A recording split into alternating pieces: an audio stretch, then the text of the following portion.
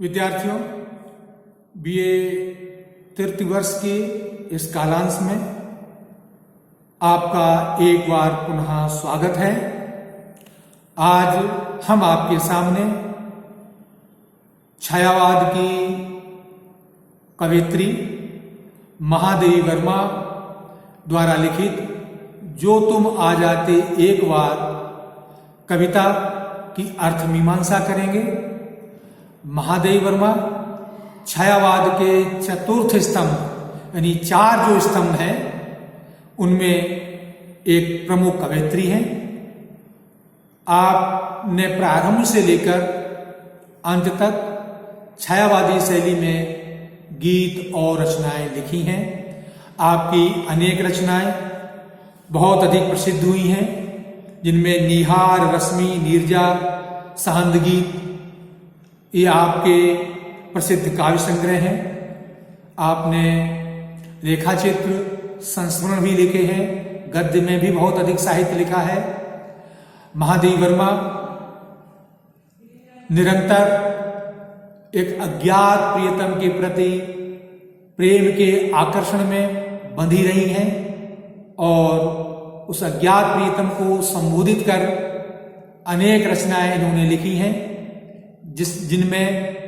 वेदना, व्यथा, विरहाकुलता और प्रेमजन्य पीड़ा झलकती है। यही कारण है कि महादेवी वर्मा को आधुनिक युग की मीरा भी कहा जाता है। महादेवी वर्मा निरंतर साहित्य साधना में लगी रही और उन्होंने आधुनिक हिंदी साहित्य को समृद्ध किया। ये उनकी कविता जो तुम आ जाते एक बार एक अज्ञात प्रियतम के प्रति निवेदित कविता है। इस कविता में महादेवी वर्मा कहती हैं कि हे मेरे प्रियतम, यह तुम एक बार आ जाते, अर्थात मेरे जीवन में तुम्हारे यदि एक बार भी दर्शन हो जाते, हमारा तुम्हारा मिलन एक बार भी हो जाता, एक बार यदि तुम मुझे दर्शन दे देते तो मेरे जीवन का सारा विषाद, मेरे जीवन की सारी वेदना, मेरे जीवन के सारे दुख और मेरे जीवन की सारी पीड़ा समाप्त हो जाती। अर्थात जो मैं निरंतर तुम्हारे विरह में आंसू बहाती रहती हूँ, तुम्हारा पथ निरंतर मैं देखती रहती हूँ, तुम्हारे आगमन की प्रतीक्षा में मैं निरंतर रहती हूँ और मेरे आंखों से आंसू बहते रहते हैं। यदि तुम एक बार आ जाते तो कितनी करुणा, कितने संदेश पथ में बिछ जाते वन पराग, गाता प्राणों का तार तार अनुराग भरा उन्माद राग, आंसू लेते वे पद पखार, हंस उठते पल में आर्द नयन, धुल जाता ओंठों से विषाद, छा जाता जीवन में वसंत, लुट जाता चिर संचित विराग, आंखें देती सर्वस्व वार। हे मेरे प्रियतम, कितनी करुणा, कितने संदेश। अगर तुम मेरे जीवन में आ जाते, तुम मेरे ऊपर अपनी करुणा कर देते तो मेरे जीवन में रूपी मार्ग में बिछ जाते वन पराग। ये तुम्हारी करुणा, तुम्हारा प्रेम का संदेश मेरे जीवन के मार्ग में पराग बनकर बिछ जाता, अर्थात मेरे जीवन की वेदना, मेरे जीवन की पीड़ा, मेरे जीवन के दुख, मेरे जीवन के संघर्ष सब समाप्त हो जाते और मेरा जीवन रूपी पथ पराग के समान, पुष्प के समान कोमल हो जाता, अर्थात मेरे जीवन में एक प्रसन्नता और एक आह्लाद की स्थिति बन जाती। गाता प्राणों का तार तार, हे मेरे प्रियतम, ये तुम आ जाते, तुम्हारे दर्शन हो जाते, तुम्हारा मिलन हो जाता, तुम करुणा करके हमसे एक बार मिल जाते। गाता प्राणों का तार तार, मेरे शरीर का रोम रोम, मेरे जीवन का रोम रोम तुम्हारे द्वारा की गई उस करुणा से उत्पन्न होने वाले आनंद को गाता, अर्थात उस ध्वनि को व्यक्त करता।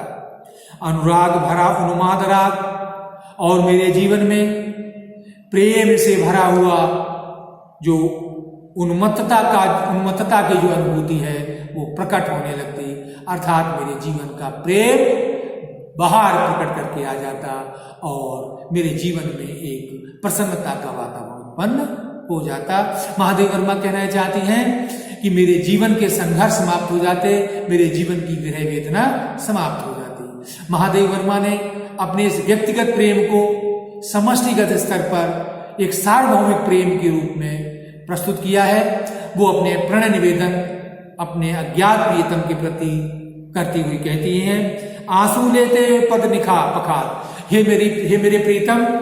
और जब तुम करुणा करके दया करके मेरे जीवन में आते, मुझे अपना दर्शन देते, तो तुम्हारे आगमन से मेरे हृदय में जो प्रसन्नता, जो आह्लाद उत्पन्न होता और उसके कारण जो खुशी से आंखों में जो आंसू निकलते, वो तुम्हारे चरणों को धो धोते, अर्थात मेरे आंखों के आंसू तुम्हारे चरणों को पखारते, तुम्हारे चरणों को धोते। हे प्रीतम, अगर तुम मेरे जीवन में आ जाते। हंस उठते पल में आर्द्र नयन, हे मेरे प्रियतम, तुम्हें देख करके मेरे ये गीले आंसू तुम्हारी विरह में, तुम्हारी वेदना में,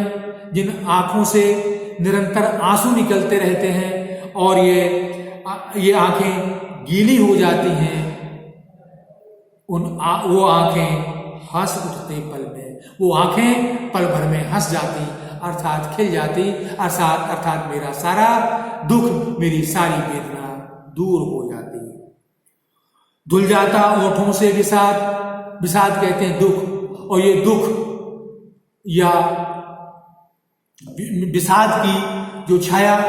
मेरे ओठों पर व्याप्त है, अर्थात दुख के कारण जो मेरे ओठ निरंतर शांत रहते हैं, वो ओठ मेरे ओठों का विषाद धुल जाता, अर्थात मेरे ओठों पर जो दुखी छाया जो व्याप्त रहती है या दुख जो व्याप्त रहता है वो समाप्त हो जाता और मैं प्रसन्नता से तुम्हारे मिलन के गीत गाती। छा जाता जीवन में वसंत और मेरे जीवन में वसंत छा जाता, अर्थात जिस प्रकार से वसंत पूरी प्रकृति को हरा भरा कर देता है, संसार में प्रकृति में नवोल्लास पैदा कर देता है, उसी प्रकार से तुम्हारे आने से मेरे जीवन में वसंत छा जाता, अर्थात मेरे जीवन में नव उल्लास, उमंग, चेतना और मेरे जीवन में खुशियां व्याप्त हो जाती, अर्थात जिस प्रकार से प्रकृति वसंत में खिलखिलाने लगती है, उसी तरीके से मैं भी तुम्हारे आगमन, तुम्हारे मिलने से मैं प्रसन्न हो जाती, मेरे जीवन में वसंत छा जाता।